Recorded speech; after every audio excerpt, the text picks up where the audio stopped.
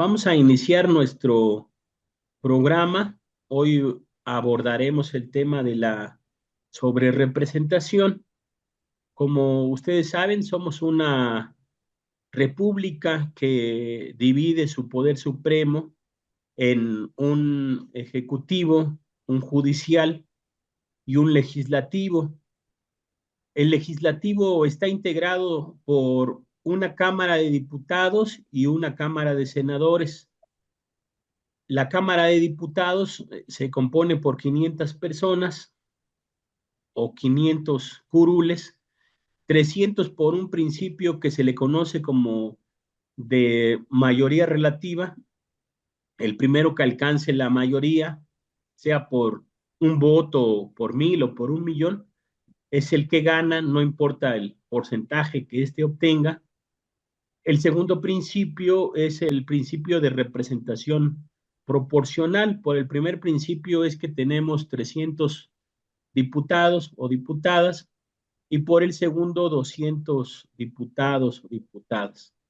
En el segundo caso, el país se divide en 5 circunscripciones. Por cada una de ellas es que de manera indirecta las personas van a votar. Cuando nosotros vamos a votar, detrás de las boletas hay listados de cada uno de los partidos políticos y conforme al porcentaje que se obtenga es que se alcanza por parte de un partido político una cantidad determinada de representantes. En la Cámara de Senadores, esta se integra por 128 integrantes. También tenemos el principio de mayoría relativa. El principio que es de primera minoría dentro de los estados, se eligen 2 primeros senadores por mayoría relativa y un tercero emerge del partido político o la coalición que hubiera sacado el segundo lugar. Ahí se suman 96 senadores y hay otros 32 por representación proporcional que termina de ser una aberración también jurídica, ¿no? E incluso histórica porque el Senado representa el pacto federal y bueno, esta, entre otras motivaciones, es lo que también se conduce a la búsqueda de la reducción del número de senadores. No es este el tema que vamos a tratar, pero es importante sí hablar de estos principios porque más adelante es de lo que la compañera Silvia Marín Arena y Eric Marín nos van a estar tratando. Resulta que tenemos una elección histórica donde el partido dominante para la presidencia obtiene arriba de los 36 millones de votos. Esto le da evidentemente una ventaja inalcanzable a la actual presidenta virtual, Claudia Sheinbaum Pardo, y se obtiene por parte de los distintos partidos una votación por debajo de esos 36 millones. No obstante, su porcentaje alcanzado les permite, en términos de la legislación actual, alcanzar una mayoría calificada. ¿Qué es la mayoría calificada? Esta permite la reforma constitucional a nuestra Carta Magna, valga esta redundancia.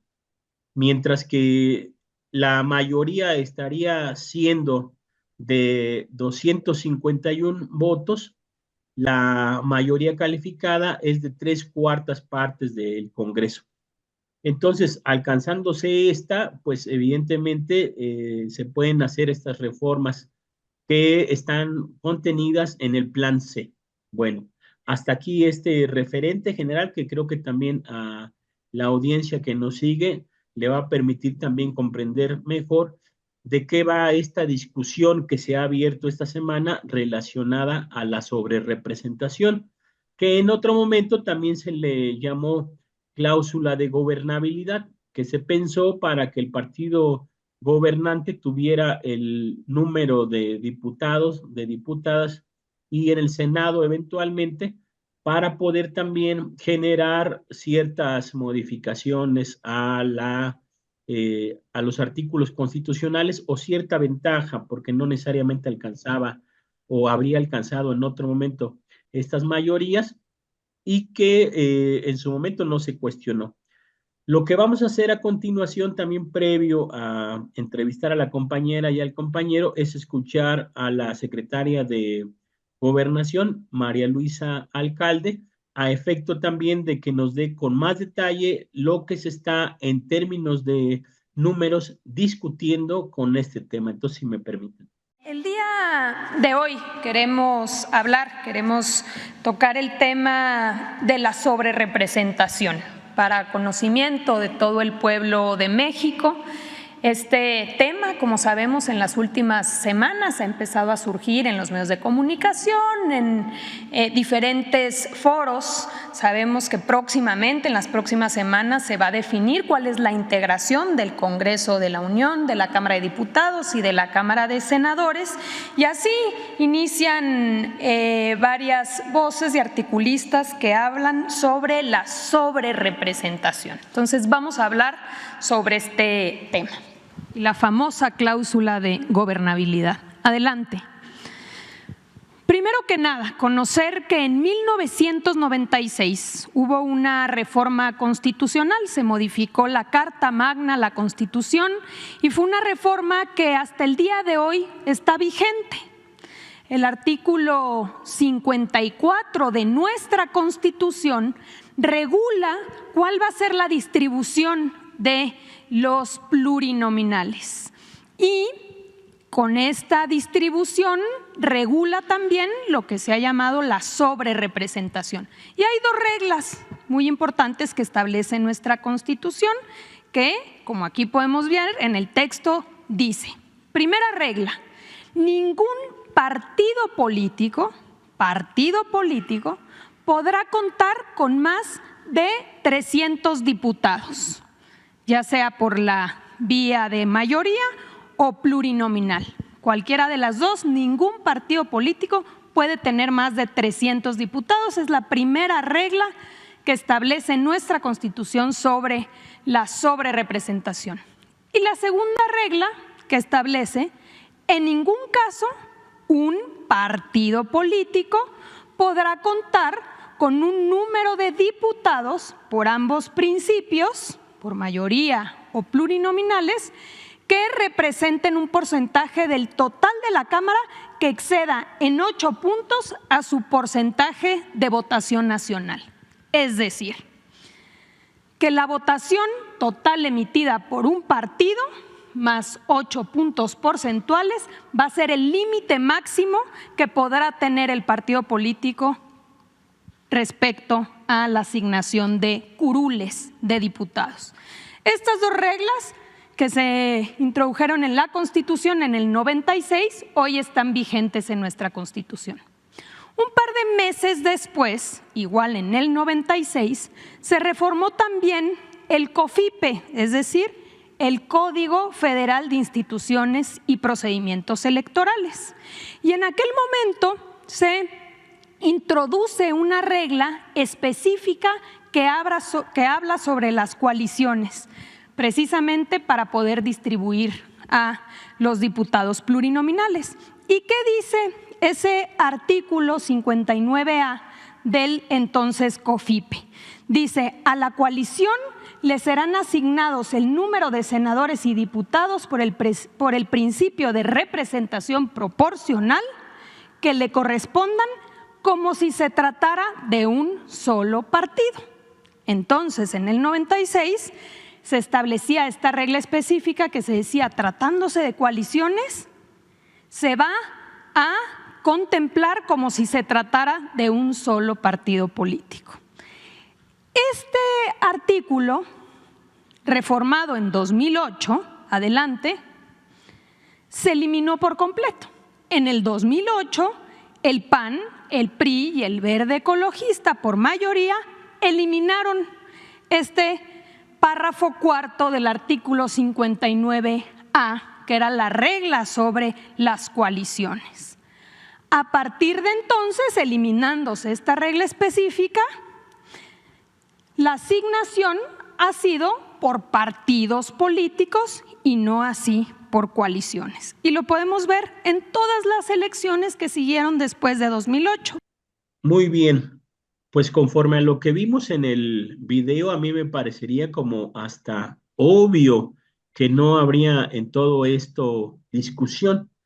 No obstante, aunque podríamos tener elementos por compartir y a muchas personas les parecería también obvio, yo creo que es importante en esta discusión primero el responder, no dejar por sentado el por qué se estaría discutiendo sobre esta idea de la sobrerepresentación, que en sí misma ya la connotación sobre representación apunta a una dirección de narrativa, como, oye, están abusando, eso es más de lo que les toca, ¿no? Por primero, como primer tema que debemos de tratar, ¿no? Y segundo tema, sobre la base del cuestionamiento, si ustedes consideran que en el contexto habría posibilidad de que esa mayoría calificada de 373 diputados que se alcanza por la coalición Juntos Haremos Historia, que estamos viendo ahora también en una gráfica que compartimos, sobre la cual o con base en la cual se puede hacer las reformas del plan C, al menos las 20 que ahora conocemos, y dada esta situación que hoy prevalece, hay posibilidades de que esa mayoría calificada se pueda volver abajo. Entonces, si nos compartes tu reflexión, compañera Silvia. Ok, gracias por la información, la introducción. Yo creo que sí queda muy claro con lo que dice nuestra secretaria de Gobernación, cómo está esa cuestión de la ley y de los números, ¿no?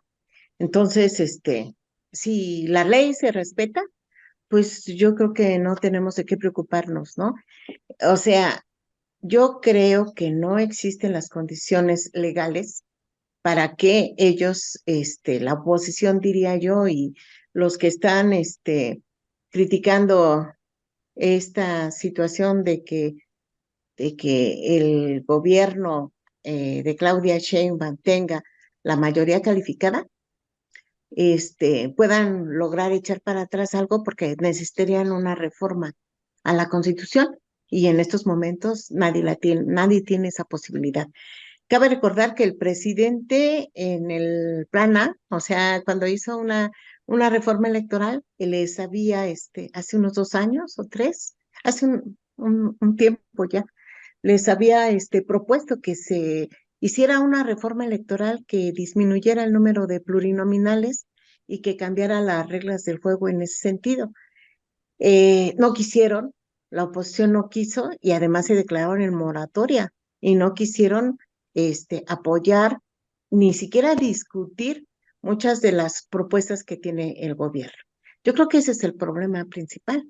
O sea, durante todo el sexenio de Andrés Manuel López Obrador, la oposición se dedicó a boicotear en el Poder Legislativo las propuestas y los proyectos de López Obrador, de tal manera que definitivamente no apoyaron nada, nada, nada. Al contrario, boicotearon y no dejaban que se leyera. Y si algo pasaba de la Cámara de Diputados, alguna propuesta del presidente, en el Poder Judicial la echaban para abajo, ¿no? O la mantenían congelada un tiempo, etcétera. Todo esto evitó que se pudieran hacer cambios más profundos, ¿no? En la legislación y también que algunos proyectos y algunas políticas de gobierno tuvieran ese dique, ¿no? Bueno, entonces, ahora yo pienso que la narrativa que ellos están tratando de posicionar es precisamente que no se está actuando con justicia, ¿no? O sea, primero quisieron desacreditar el triunfo de Claudia Sheinbaum, diciendo que había sido una elección de Estado, que se hizo un fraude electoral. No pudieron probar nada de eso. Finalmente quedó demostrado que la mayoría, 36, 37 millones de mexicanos votaron por el proyecto de la Cuarta Transformación y no pudieron hacer nada a ese respecto, a pesar de muchas campañas de calumnias y de mucha guerra sucia, ¿no? Y mucho dinero gastado en eso. Para eso hay que decir también que han tenido el apoyo de, de, de la derecha de Estados Unidos, ¿no? Lo han tenido la oposición mexicana y todo eso queda ejemplificado en la cuestión de las declaraciones de la DEA y de la campaña en donde se acusa a López Obrador y a Claudia Sheinbaum de tener relaciones con el narcotráfico. Bueno, entonces, ahorita hay elecciones en Estados Unidos y uno de los discursos muy fuertes de Trump, como siempre, es avivar el odio hacia los migrantes y el desacreditar a los mexicanos y el acusarlos de muchísimas cosas. Como Claudia llega con una fuerte legitimidad, yo creo que es una consecuencia de la legitimidad que tiene Claudia y de el poder que va a tener al tener la mayoría calificada, va a tener muchas mejores condiciones que Andrés y tanto la derecha nacional como la internacional quieren restarle y debilitarla. Yo creo que toda esta narrativa tiene que ver con quitarle fuerza y legitimidad a la presidenta, ¿no? Yo creo que no va a ser posible que lo logren. Sin embargo, hay que estar muy atentos porque no podemos permitir que violen la Constitución de ese modo, ¿no? Quitándole la mayoría calificada que ya se ganó en las urnas, ¿no?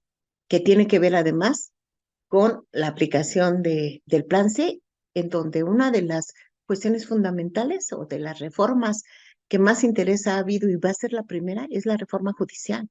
Entonces, por eso los jueces, que son base social de la derecha, están en ese plan y todos los intelectuales de derecha, ¿no? Eso creo. Coincido en todo lo que se viene comentando por parte de la compañera Silvia, con toda la introducción que amablemente Juan nos ha compartido. Yo me quisiera ir un tanto por otro lugar. ¿Cuál es este lugar? El del ciudadano que camina las calles, el que se sube al metrobús, al microbús, y cómo podemos entender el tema de la sobrerepresentatividad desde esos ángulos, ¿no? Cuando ya, como bien decía Silvia, esta situación se ganó en las urnas y ahora por miles de alegatos legales se quiere echar atrás, siendo que a partir de la exposición que amablemente compartimos con toda nuestra audiencia, expuesta por la secretaria de Gobernación, María Luisa Alcalde, expone cómo no hay ningún tema de ilegalidad ni de ilegitimidad dentro de este proceso. Bien, yo lo que podría comentar como simple ciudadano de la Ciudad de México es, ¿por qué si hay un mandato del pueblo en las urnas, personas que están tan alejadas de la realidad como son la oposición, los jueces y otros tantos, que viven en un país aparte, en una esfera aparte? ¿Por qué lo viven? Porque ellos jamás han conocido lo que tenemos o coincidimos con el México profundo. ¿Cuál es el México profundo? El México profundo es el que construimos nosotras y nosotros, los que tenemos que salir a chambear, los que nos subimos y batallamos en el metro, en el metrobús, los que hacemos 2 horas de trayecto a nuestra chamba, los que venimos batallando en época de lluvia, esos somos los que construimos México. No los que construyen México son los que están en las cámaras, ni los que vienen a pedir el voto, ni los que están dentro del aparato judicial designando qué está bien o qué está mal, o qué es legal o qué no es legal, más bien, ¿no? En un sentido más estricto. Entonces, si yo como ciudadano o ciudadana le di la confianza por un gobierno que por primera vez me tiene en el ojo de la administración para generar las políticas necesarias que me beneficien a mí como ciudadano o ciudadana, y le quiero dar continuidad a ese ejercicio de gobierno, oigan, estamos locos, ¿no? O sea, en verdad, ¿por qué estamos locos? Porque entonces la derecha, la oposición, aparte de la tranquiza, por no decir otra palabra, porque si no nos vete el YouTube, que recibió en las urnas, ahora viene a decirnos a nosotros los ciudadanos y las ciudadanas que hay un proceso de ilegitimidad, que está mal lo que nosotros hicimos en las urnas, porque no se vale. ¿Por qué no se vale? Porque los dejamos fuera de la ecuación. Como bien decía Silvia, ya había habido propuestas que se habían enviado al legislativo y ellos las habían frenado. Y luego el ámbito judicial. Y ahora que ellos y ellas han sido derrotados y que el ámbito judicial está por reformarse para quitarle esos privilegios y privilegios que durante toda la administración pareciera que es mofa, que los exhiben y que dicen, nosotros somos un poder aparte y nosotros no tenemos por qué hacerle caso a Andrés Manuel. Ok, no es que le tengan que hacer caso a Andrés Manuel, es una condición de ética y de moral. No puede haber privilegios dentro del gobierno con un pueblo pobre, con un país pobre. Eso lo entendió tanto el presidente de hoy en día como la presidenta electa. El pueblo lo respaldó en las urnas y llevó a estos representantes a las cámaras. ¿Por qué? ¿Por qué razón? Pues 45 o más años, o 75 o más, de gobiernos impresentables, pequeños esbozos ahí con el gobierno de el general Cárdenas, con el del licenciado López Mateos. Me parece que son gobiernos dentro de todo esto que se llamó presidencialismo, pues, podría, con un tinte diferente. ¿Por qué los dejamos fuera de la ecuación? Porque no nos interesa. ¿Y por qué están pataleando y buscando alegatos legales la derecha, la pseudo oposición? Pues porque ya no, ahora ya no los necesitan para negociar. ¿Y qué negociaban ellos y ellas? No negociaban beneficios para la gente que los elegía. No requerían o no negociaban aspectos para quien había sido elegido en Tlaxcala para buscar mejores condiciones para algún distrito electoral en Tlaxcala, en Puebla, en donde sea, en Hidalgo. No, iban y buscaban intereses personales y buscaban intereses de partido. Y ya, si por ahí quedaba algo, buscaban el beneficio ciudadano, que es el último que se ejerció durante la época neoliberal. Entonces hay que ser muy claros en ello. El mandato fue del pueblo. Los ciudadanos y las ciudadanas de este país se manifestaron el 2 de junio y les dijeron, basta, queremos una continuidad con un proyecto de nación que nos tiene identificados a nosotros como, y a nosotras, por supuesto, como los verdaderos protagonistas del desarrollo de la política pública o del desarrollo de la administración en general. Entonces, creo que desde ahí hay que basar esta parte, que nos quieren quitar, no es al gobierno, creo que eso también es un elemento que han explotado mucho. Andrés Manuel, Claudia, esto no es de personalidades, esto no es de cauditismo. Creo que el pueblo mexicano ya lo demostró, está saliendo de de una etapa en donde no le importaba tanto la política y cada vez se va politizando más. Y creo que esto lo reflejó en las urnas.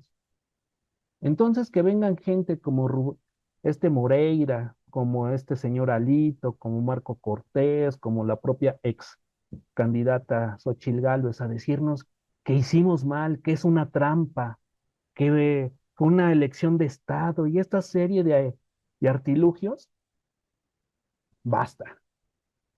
El pueblo no se equivocó.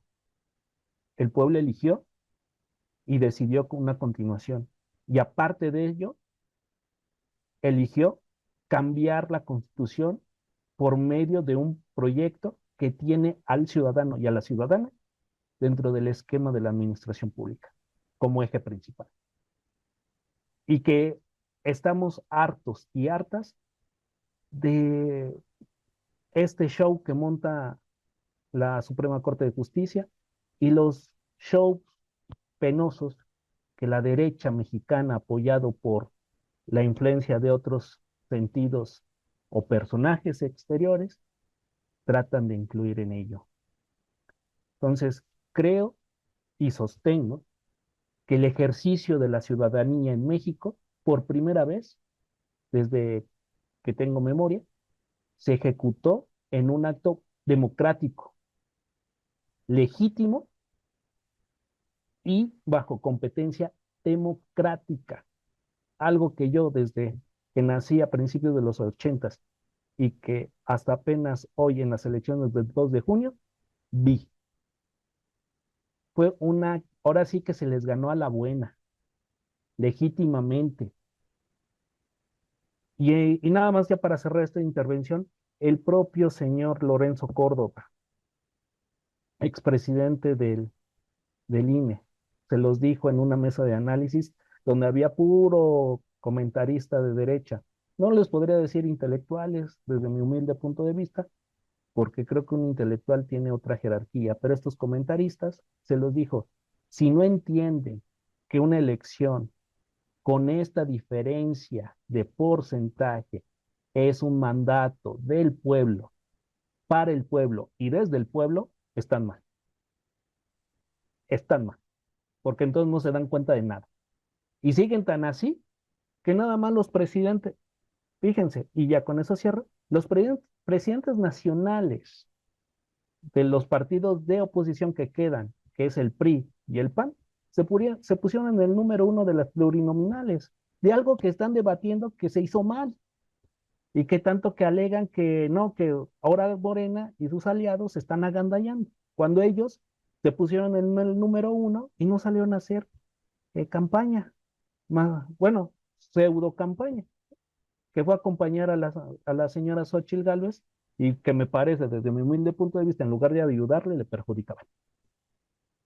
Entonces, yo creo que este tema de la sobrerepresentación no hay que darle vueltas.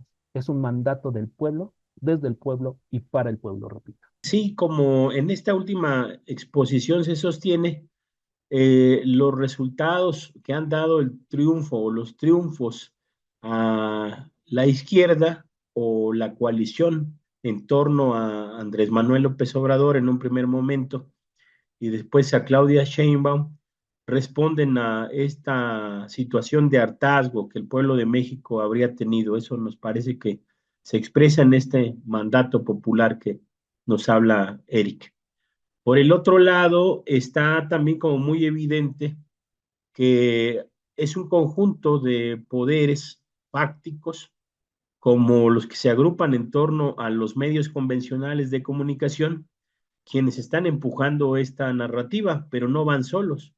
Del otro lado está también quizá grupos de presión que desde los Estados Unidos no ven con simpatía que se tenga este gobierno que no solo muestra esta legitimidad, sino que también la legalidad se expresa en esta capacidad de maniobra desde el poder ejecutivo, el poder legislativo, para también terminar de acotar, digamos, ciertos poderes hasta metaconstitucionales que recientemente ha mostrado y se ha arrogado sin ningún rubor el poder judicial.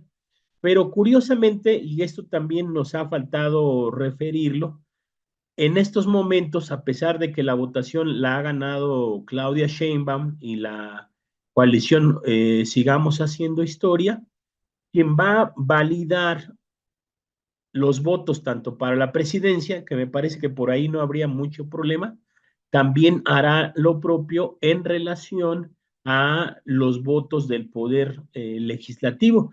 Es un poder concretamente de la parte del Tribunal Electoral del Poder Judicial de la Federación, quien validará el conjunto también de estos resultados, ¿no? Entonces, por ahí esto que han referido, uno de estos poderes fácticos podría tener alguna expresión. Este tribunal electoral, que hasta hace un mes tenía 5 integrantes, se le incorporó una persona más para que pudiera hacer válida la designación de la presidencia y del conjunto de la validación de resultados en el Poder Legislativo, es la que terminará de estar diciendo, bueno, pues se hizo durante 2018, se hizo durante 2021, se hizo también previamente en 2015 y podríamos irnos hasta 2009 según la exposición que nos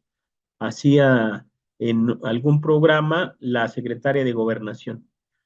Pero por igual podría decir, sí, pero esto es injusto y reitero, la idea de la sobrerepresentación es una narrativa que no va sola o que en algún momento pensemos que estos grupos de opinadores, analistas, como quieran llamar, pero que al final constituyen una o buscan constituir una corriente de opinión, también podrían estar generando este discurso para legitimar una decisión de parte de este Tribunal Electoral del Poder Judicial de la Federación. ¿Cómo ven esto también? No sé, ahora quieres empezar, Eric, tú, y después seguiría Silvia. Tienes toda la razón, Juan. Pienso que el cerco informativo que se ha generado alrededor de Andrés Manuel López Obrador y de todo lo que se llama Morena es impresionante. Pero yo lo dividiría en dos grandes rubros. Uno, los poderes fácticos que se acomodan, que son camaleónicos, ¿no? ¿A qué me refiero? A que en la nueva administración también hay que ser honestos y honestas. Vienen ciertos personajes con una relevancia un tanto controversial, por definirlo de alguna forma, y que tal vez pueden abrir ciertas condiciones, ciertas convenciones a poderes que no veían bien, pero que al final, por medio de algunos personajes, se pueden acomodar y seguir impulsando sus propias agendas. Y los otros que están peleados a todo y que si no es su agenda, pues empiezan a problematizar. Y me parece que esas son dos grandes diferencias que hay que establecer. Uno, yo creo que va a empezar a buscar ciertos entramajes para instalarse dentro de la nueva administración, porque son poderes que seamos sinceros y sinceras, casi nunca quedan fuera de la jugada, por decirlo en un término coloquial, y hay otros que quedan fuera y que por medio de presiones, de recursos económicos, de tendencias sobre todo también, pues impulsan una agenda contraria a la que se viene dando, que me parece que eso tiene que ver mucho con lo que es el fenómeno de Andrés Manuel López Obrador y lo que continúa con la nueva administración que va a encabezar la doctora Claudia Sheinbaum. O sea, pareciera, ¿no? Tachaban al presidente actual de dividir al país entre estos coloquialismos fifí y chairos, cuando me parece que más bien han sido los llamados fifís, en un término coloquial usado, a gente como de condición de dinero o aspirantes a tener cierto desarrollo económico, social, y que quieren evolucionar o crecer dentro de una pirámide social, un odio atroz que reflejan racismo, clasismo, históricos dentro de desafortunadamente dentro de la sociedad mexicana. Y otros, desde el ámbito del barrio, del pueblo, del campo, pues venir a reivindicar un personaje que impulsa la agenda de una frase muy sencilla, pero que es muy impactante, que dice, por nuestro bien, primero los pobres, ¿no? Yo creo que eso es el mayor eh, atomización, perdón, de lo que circunda todo esto, sin duda, ¿no? Los, los dueños del dinero, los que se creen dueños del dinero, tratando de imponer sus agendas por medio de cualquier vía y cualquier forma, y nosotros como pueblo tratando de impulsar y respaldar a alguien que por primera vez pone en el centro del huracán al ciudadano y a la ciudadana. Entonces, pienso que desde ese enfoque, nosotros como ciudadanos de a pie, ciudadanos que consumimos YouTube, X, Facebook, TikTok, Twitter, Instagram, pues también vemos la batalla. Por eso también las redes sociales vienen a democratizar esto, la función de los medios. Nosotros lo que estamos haciendo ahorita es un proceso democratizador, tratando desde nuestro pequeño eslabón, nuestro pequeño granito de arena, y tratar de aportar nuestras ideas, que son las ideas del pueblo, son las ideas que compartimos con el vecino de enfrente, que vamos a las tortillas y compartimos con el vecino o la vecina, que vamos a la tiendita, que, en fin, ¿por qué? Porque no hay, siempre está cuando vamos a la papelería del barrio que acepta la tarjeta, ¿no? De la beca para niños y niñas en la Ciudad de México. Ahorita que viene ya el inicio de clases, oye, ¿tú dónde vas a ir a comprar tus útiles? No, pues sí me hace buen paro, pues la tarjeta que me dan de la beca, ¿no? O cuando ves a la gente mayor, ir a alguna tienda a comprar su despensa, ¿no? Y que saca su tarjeta. O sea, son cosas que vivimos día a día. Cuando alguien que tiene esta condición del fifí va a vivir esa experiencia, probablemente, y lo digo con casi toda seguridad, es gente que también recibe el apoyo, porque es un apoyo universal, y es un apoyo que también se lo gastan, ¿no? Tal vez en las tiendas más cercanas a donde ellos viven, que aceptan esa tarjeta, ¿no? Y lo digo por propia experiencia, por propia vivencia, ¿no? Ay, sale la figura de Andrés Manuel y no más de 5 o 6 personas de este rubro aspiracionista, por decirlo de alguna forma, y no despectivamente, sino nada más en términos de definición. Ay, qué mal me cae ese viejo. Pero no les cae mal cuando les llega el depósito y van y compran en el Walmart, bueno, no quiero hacer publicidad a ninguna tienda, o alguna tienda de supermercado o de autoservicio, a comprar sus bienes, ¿no? O algunos enseres que necesiten, y lo cual está perfecto. Pero, o sea, manejan dos discursos, ¿no? Entonces, yo sí llamo a que todo el ciudadano o la ciudadana de a pie les bombardeemos las redes sociales, a los comentaristas, analistas o como se les quiera denominar, tanto a ellas como a ellos, que la sobrerepresentación no existe, es un mandato del pueblo, desde el pueblo y para el pueblo, que lo que ellos están diciendo son falsedades, son manipulaciones para defender intereses fácticos, intereses imperialistas, intereses que no están acorde a la realidad nacional. Porque la realidad nacional no es lo que se vive en las colonias de clase media alta, lo que se vive dentro de los despachos de los secretarios de Estado, secretarias de Estado o de los ministros. El México que se vive es el de la calle. Y en la calle se ven mejores condiciones, le duela a quien le duela. Gracias. Bueno, yo primero quiero empezar con afirmando lo siguiente.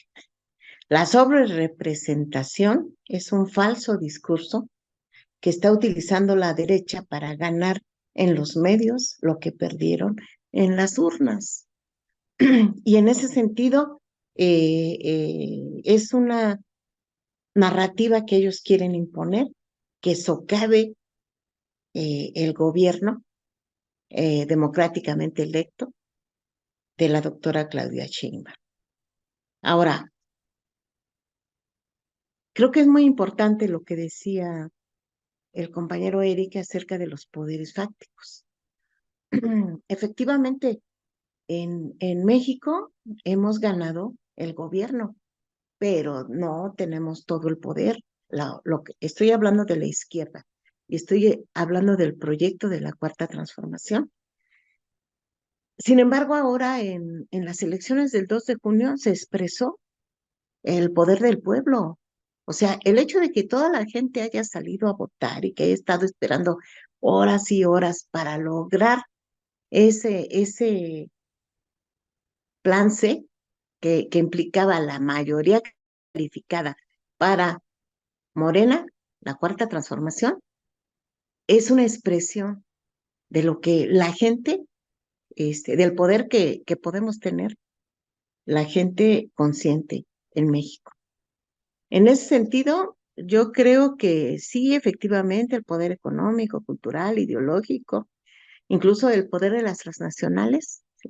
Va a estar todo el sexenio presionando al gobierno, tratando de desviar además los objetivos de la cuarta transformación, pero lo bueno de todo esto es que ya ha quedado en el imaginario de la gente, en la conciencia de la gente, qué es la cuarta transformación y ha quedado de manifiesto cómo se comporta la derecha. Y nadie quiere que regrese, o sea, al menos la mayoría, 36, más de 36 millones de mexicanos no está de acuerdo en que regrese la derecha. Entonces, tenemos que estar muy atentos porque sí van a intentar y por cualquier resquicio ellos se van a meter para tratar de descarrilar este triunfo de todos los mexicanos. Siento que esto de la sobrerepresentación va a ser un discurso que va a pasar, que es parte de la narrativa, pero que es el primero de muchas cosas que van a estar ellos posicionando para socavar el gobierno de nuestra presidenta, ¿no? De nuestra primera presidenta en México. Entonces, no creo que, no van a lograr esto de la sobrerepresentación. Lo único que tenemos que hacer es que a la gente le quede claro que es legal, que mientras esas cláusulas de la Constitución, esos artículos le convenía al PRI o al PAN, ellos nunca dijeron nada. Y Calderón, Fox, Peña Nieto, todos ellos utilizaron estas mismas leyes para aplicarlas en el reparto de las plurinominales. Y ahora que es la izquierda la que está en el gobierno, ahora sí les parece que eso está mal. Entonces, eso es lo que la gente debe de tener claridad. Todos tenemos que informarnos. Pero no con eso ya vamos a descansar porque vamos a tener que estar defendiendo nuestro voto, defendiendo nuestros derechos durante todo el sexenio, porque esto no va a ser nada más ahorita. Incluso cuando ya se nombren los diputados y ya se tenga la mayoría calificada y ya podemos empezar a cambiar las leyes, va a ser lo mismo. En cada uno de los logros que tenga el movimiento, ellos van a estar inventando cosas, tachándonos de un montón de adjetivos que hagan que a tanto y a tanto y a tanto ir desgastando la figura de nuestra presidenta, como lo hicieron con López Obrador. Pero en este caso, yo creo que nuestra presidenta tiene mayoría calificada porque tuvo suficientes votos y ya está el primer piso de la cuarta transformación, o sea, ya está el camino andado. Entonces va a tener más chance, pero no podemos dejarla sola, ni pensar que como esto ya se ganó, ya cumplimos con nuestro voto. No, no es así. Nosotros tenemos que organizarnos y tenemos que estar atentos para estar apoyando nuestro proyecto de país. Decidimos en las urnas qué queremos para nuestro país, vamos a defenderlo todo el tiempo, no nada más el día de las votaciones. Eso diría yo. Muchas gracias, Silvia. Vamos ahora a ya a cerrar. Es cierto, durante los procesos electorales previos, luego de los resultados, no solo no dijeron nada, sino además se terminó de aplicar como tal tanto los artículos constitucionales como las cláusulas correspondientes dentro de lo que hasta ahora viene a ser el Código Federal de Instituciones y Procedimientos Electorales, el COFIPE, ¿no? Llama por otra parte la atención que en el plan A, propiamente incluso el sistema de representación proporcional se estaba solicitando por parte del presidente eliminarlo, ¿no? Y sin embargo, como también acotó Silvia al inicio de su presentación, pues la misma posibilidad de llevar adelante reforma alguna se cerró simplemente porque dijeron estamos en moratoria, ¿no? Se han mencionado ya también por parte de ustedes las tareas que se quería seguir informando, seguir comunicando a las personas próximas, cercanas, de manera personal, por estos mismos canales, ¿no? El dar esta información, compartir estas opiniones, ¿no? Pero, ¿con qué estaríamos cerrando ya también en la siguiente semana ya entendemos, estaría ya la calificación de la doctora Sheinbaum como presidenta constitucional ya electa? ¿En qué debemos estarnos fijando para los siguientes días, además de lo que ya han mencionado, ¿no? Si quieren, lo dejamos como comentario también de cierre, ajá, la respuesta y, por supuesto, la salida, ¿no? Por favor, no sé ahora quién desee primero empezar. El gobierno de López Obrador abrió una brecha muy, muy grande y que se posicionó a nivel internacional como uno de los gobiernos más fuertes y con más prestigio y más legitimidad. Y esa es la herencia de López Obrador para el gobierno de Claudia Sheinbaum. Ella va a continuar con el proyecto de la Cuarta Transformación y va a tener a, a, a la izquierda, a la mayoría de la izquierda, apoyando ese proyecto. Eso es lo que les preocupa realmente a la derecha, al imperio, digamos, entiéndase, Estados Unidos y sus aliados. Y ahorita nos toca una coincidencia de que nosotros va entrando acá nuestra nueva presidenta a fin de año y casi, casi las elecciones en Estados Unidos se emparejan, ¿no? Entonces no nos extraña que va a seguir el golpeteo. México no ha dejado de aparecer en los discursos de la campaña de Estados Unidos. Trump sigue este, en contra con el discurso en contra de los migrantes, lo sigue remarcando y posicionando y cada vez es más beligerante. Yo creo que eso es una situación que vamos a tener y que hay que estar muy atentos porque sí, pues ahora ya está planteando invadir, ¿no? Invadir ciertas zonas de la República que para hacerse cargo de los narcotraficantes. Entonces, todo lo que pasa en Estados Unidos va a repercutir acá, pero nosotros tenemos que tener muy claro cuáles son nuestro objetivo como izquierda y como pueblo de México, que hemos decidido tener este gobierno, el gobierno de la Cuarta Transformación, y tenemos que defenderlo. También plantearles que México ahorita tiene un papel importante, es la vanguardia del progresismo en América Latina. Entonces, junto con Petro, junto con Lula y junto con Cuba, Venezuela, etcétera, somos la esperanza de que esta sociedad sea cada día mejor. Y eso lo saben, que México ahorita es la vanguardia, que México ahorita está fortalecido, entra Claudia muy fuerte. Entonces, de ese tamaño van a ser los ataques, pero lo bueno y la buena noticia es que ya demostramos el 2 de junio lo que puede hacer el pueblo. El pueblo cuando es consciente y cuando sabe defender sus derechos. Pues con eso yo me despido y muchas gracias por, por su atención a toda nuestra audiencia. Uno, comparto la idea de Silvia que México se convierte en un referente latinoamericano de un proyecto progresista, sin duda. Hay otras expresiones en América Latina donde también se tiene la misma intención.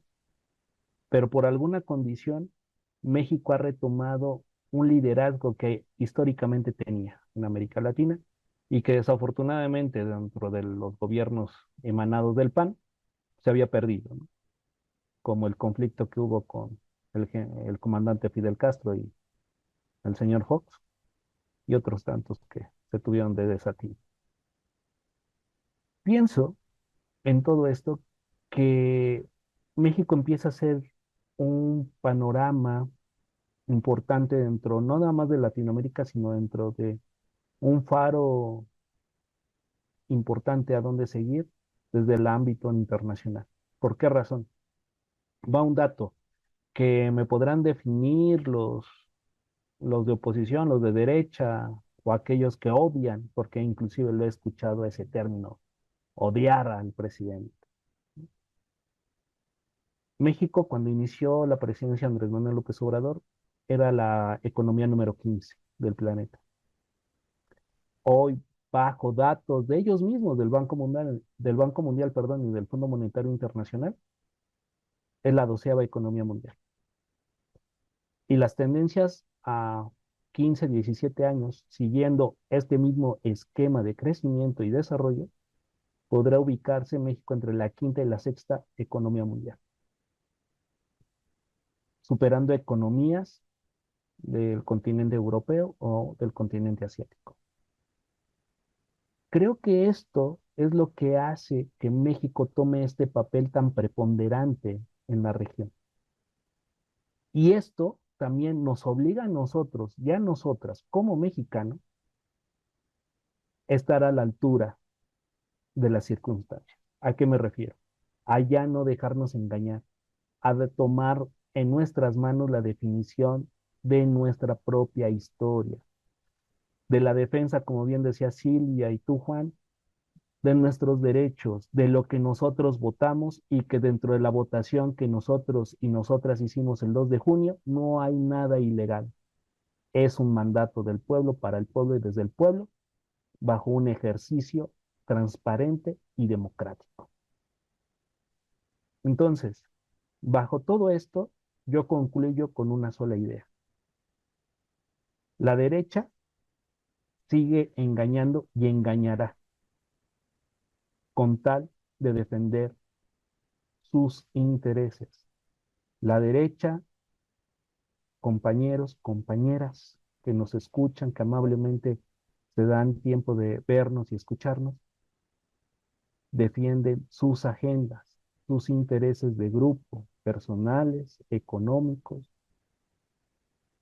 Y por primera vez nosotros como mexicanos y mexicanas defendemos un proyecto en donde todos nosotros y nosotras somos el eje rector del diseño de la política pública. Así que, si hay que salir a las calles a defender el proyecto de la doctora Claudia Sheinbaum, si hay que bombardearles las redes sociales con mensajes en donde los exhibamos de las mentiras que están ejecutando, hagámoslo. Hagámoslo y defendamos lo que nosotros y nosotras decidimos en conjunto, en colectivo, a través de nuestro voto el 2 de junio. Muchas gracias, Eric. Muchas gracias, Silvia. Pues muy buenas noches y reiteramos la invitación para que también puedan compartir este material cuando les parezca conveniente, dar su like y bueno, continuar también nuestras presentaciones en las semanas siguientes. Buenas noches.